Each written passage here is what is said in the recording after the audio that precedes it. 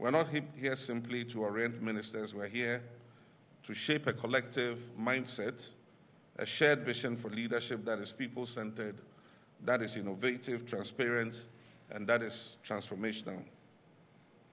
Ghana needs more than just competent administrators. We need bold reformers, ministers who will lead with courage, who will say what needs to be said, do what needs to be done, and who will stand by the truth even when it is inconvenient to say so. And that is what leadership demands at this moment.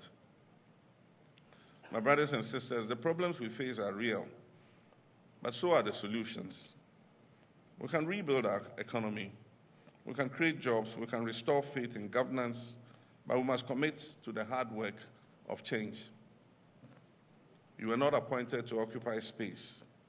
You were appointed to solve problems.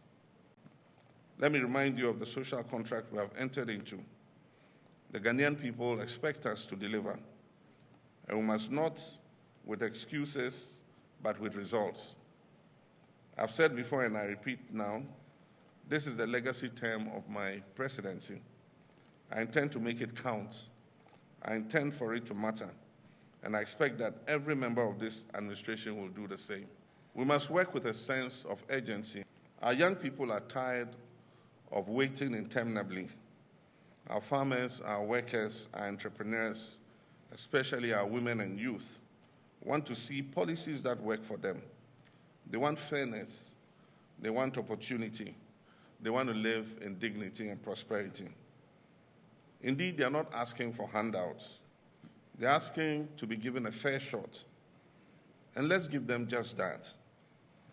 The task before us requires leadership that is empathetic, that is disciplined and accountable, leadership that is not defined by titles, but by service.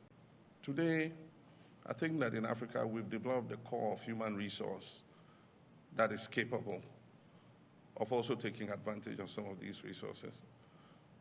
We've developed the technology. We have the technology to be able to do whatever any of these big conglomerates are doing. And the capital is available in the world to mobilize, to be able to do the same things.